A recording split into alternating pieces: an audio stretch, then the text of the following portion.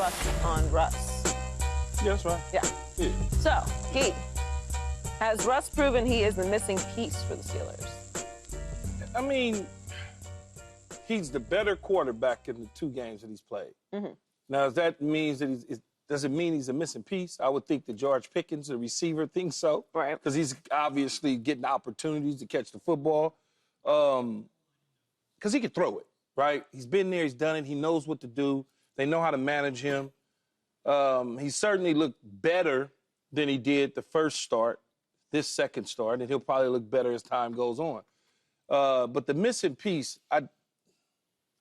what is it that he is, right? Is he the quarterback that was the guy in Seattle at the end, or is he the quarterback when they was making their runs in Seattle? I think right now, just based on the 2 games that I saw, him starting for Pittsburgh and not for the Denver Broncos, he's more like the guy that took the team to the Super Bowl or helped the 2 teams go to the Super Bowl. Yeah. He's more like that because of the style of play. You remember early on when we was having these conversations about what Russ what he could potentially be. Right. I said, you run the football, you play defense, you got solid special teams, and every now and then he's going to make some throws. All I need him to do is be 16 to 23, 230 yards, a couple touchdowns, and a 1-yard plunge, and you're going to win a whole lot of games. And he's been able to do that. And he's not, when you're not turning the football over at an alarming rate, you're going to win a lot of games. And he's doing that. And they believe in him, and they got the confidence in him, so I'm rolling with him.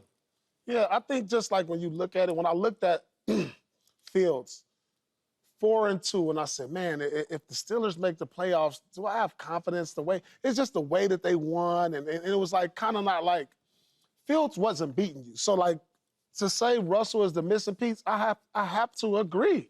I mean, in the 2 games that he's played, he's been better than the 6 games that Fields played.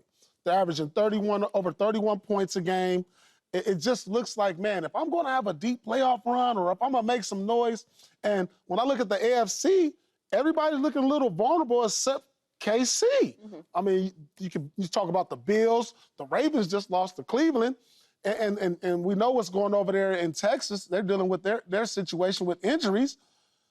Man, it's wide open, and I think Russell Wilson has another opportunity to turn back the clock and do some of the special things he did in Seattle. Well, when Russ came to the Steelers, that was the assumption, right? Like, this is why he would have success, because the Steelers are set up similarly to what he had in Seattle. You run the ball, you're well coached, great defense. Yeah. So he comes in, doesn't turn the ball over, makes the throws he needs to throw. Well, at a high level. And he's making the right decisions. He's able to throw the ball. He's able to get the receivers the ball, able to get those chunk plays. I think he's a slightly less version than he was in Seattle, because I don't know if he's as mobile and as quick as he was when he was in Seattle, those extra extended plays and all that. I don't know if we're going to see all of that, or how much of that we want to see anyway. But this is why, to me, Tomlin made the transition from Justin Fields to Russ, because when you get to the postseason, you're not going to want to rely on field goals to win games. Now, that's not to say that the special teams are not still contributing to the Pittsburgh Steelers winning games. But that's not your bread and butter. That's not your bread and butter, and that's not going to beat the teams who are going to be there in the ends for the AFC. You have to have an offense that can compete with those high-level teams. Your defense can, but could your offense? And while I think Justin Fields did a great job, there is a difference between Russell Wilson and Justin Fields at this point in their careers. And who knows, but depending on how much more we see of Justin Fields, if he'll be able to evolve more into a passer. But if you're asking if he is the missing piece, I believe he is, because this was my issue with the Steelers coming into the season with Justin Fields. I think he has shown tremendous growth, Justin Fields has, but he still hasn't evolved quite into the passer that you need him to be able to move the ball, to get those chunk plays, to score quickly. Yes, he can extend plays with his legs. He's a fantastic runner, but you have to be able to open it up every once in a while and have a full playbook, especially if you're going to compete late into the season and into the postseason. And Russ also has that experience, which I think Tomlin valued a lot. Yeah, I just don't think, like, if you get Justin Fields in that situation, he hasn't built enough equity up for me to trust him down the stretch. When it comes to these division games, which are coming up for Pittsburgh, that are going to be big games going into the playoffs, I'm not sure how much I can trust him yet. But with Russell Wilson, I'll say, you know what? We brought him over here. Let's throw him out there and see what he can do. You know, and I'll just hang my hat on that. We brought him here for a reason. Let's go see what he can do for us. Because when it's like I said, when you look at the AFC, I think it's wide open for them to make a run. Look, he has contributed Justin Fields to this team winning the 4 games or so that they've won with him underneath the center. But he also can do some special things for them down the line. And what I mean by that is now, if you so decide that you want to, you mentioned the legs of Russell Wilson, if you so desire that you want to insert him into an offensive package or two, Justin Fields this is, you can do that. You can run the read option with him and get a lot more umped out of it. All of a sudden, you look up and he's in the game along with Russell Wilson, along with Najee Harris. Now you got a different package that teams got to defend as you continue down the season. When you're running into division opponents, give them something else to think about. They'll be able to do that. But I like the situation he's in. If you talk about the Steelers, you know, the Steelers, and you know this, Joy, hadn't won a playoff game since 2016.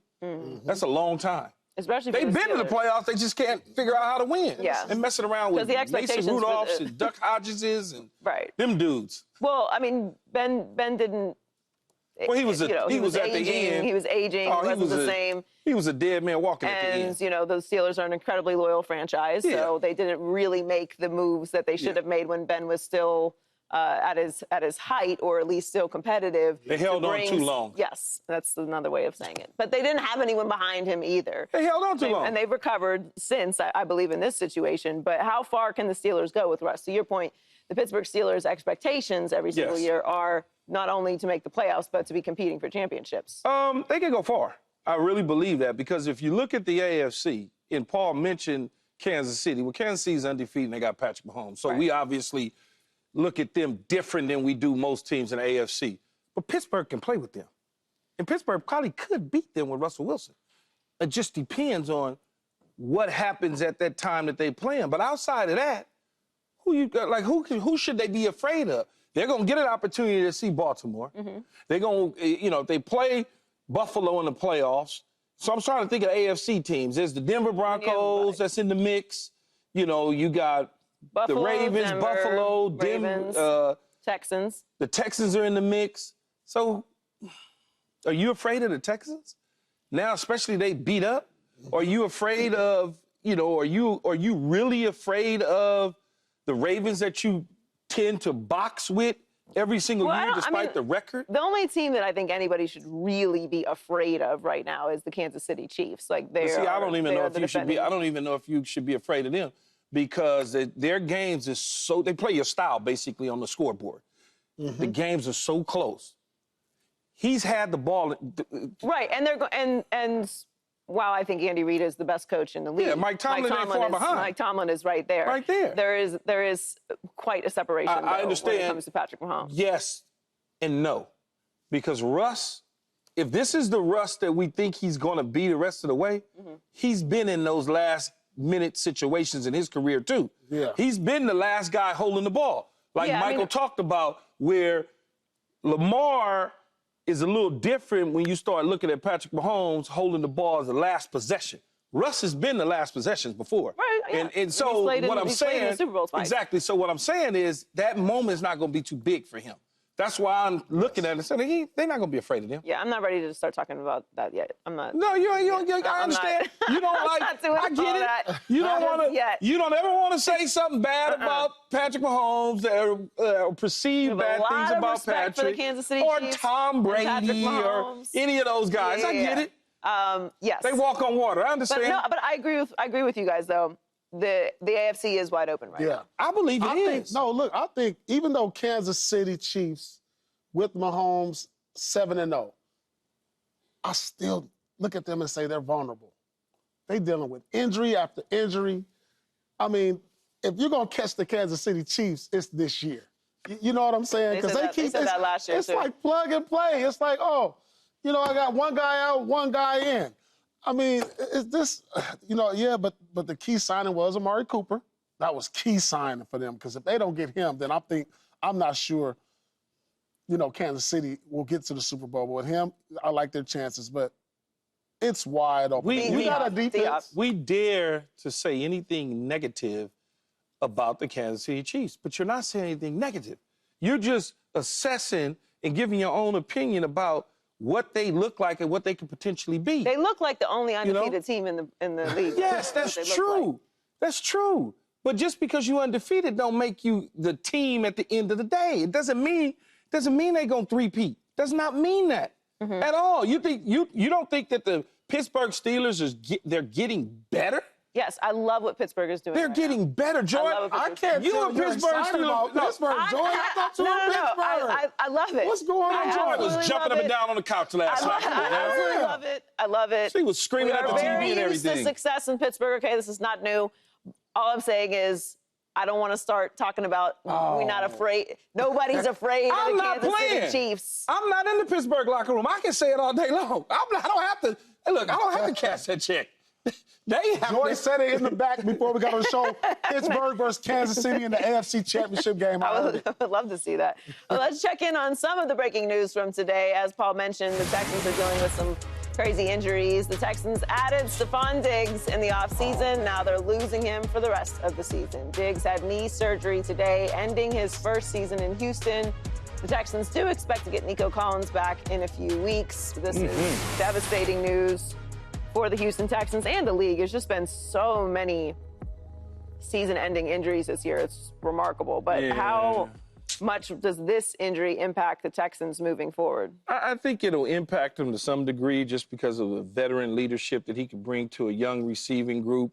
But I think they'll be okay. And here's why. Nico Collins should be back. He's on track to coming back in Week 10.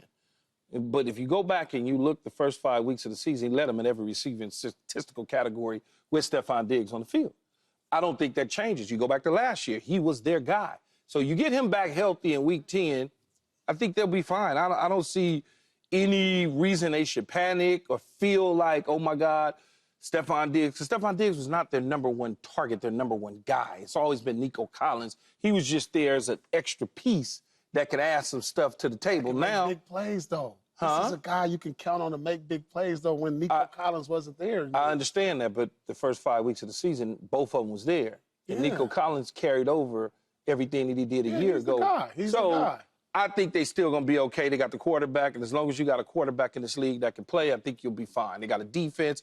They got a nice young head coach. I'm not, and they're in a harsh you-know-what division, so I'm not really worried about the situation like that. I'm not going to lie. This worries me about the Texans' Super Bowl hopes because, yeah, you got Nico Collins, but when you got a big play guy like Diggs, when you're in the playoffs, when teams start devising all these schemes around shutting Nico Collins down, that's what they brought Diggs over here for, to help them give over their hump, to help them make that extra step to get towards the Super Bowl. So I think this is a big blow for the Texans. I really do. And, even though Nico Collins is coming back, who's to say he'll be 100%? So this worries me about the Houston Texans, Super Bowl chances this year. It's been just a terrible year of injuries. It's really frustrating. Everybody's hurt. Like stars, too. Yeah, stars, and they're all like season-ending injuries. Yeah. It's really frustrating. It's got to be upsetting for the Texans. They made a big move to get him there, to get some help for Stroud. Obviously, they want to push through the postseason and make it to the Super Bowl. Those are their aspirations. I think they still obviously have an opportunity to do it without him, but this is not a positive thing. Like you're getting Nico Collins back.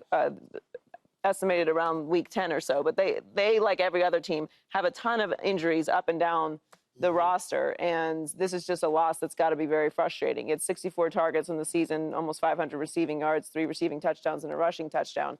It's just, to Paul's point, a big play, big time weapon that you're not going to have. Disposal. Yeah, that could. That's what I said. It's a plus and a minus. It could hurt you. But when you got somebody that has a little bit of experience now, Nico Collins, who feels good, the quarterback likes him, they'll be able to design some things to help him get free access and somewhat soften the loss of Stefon Diggs to some degree. Subscribe here to get the latest from Speak, and go watch a few segments from our other shows on FS1.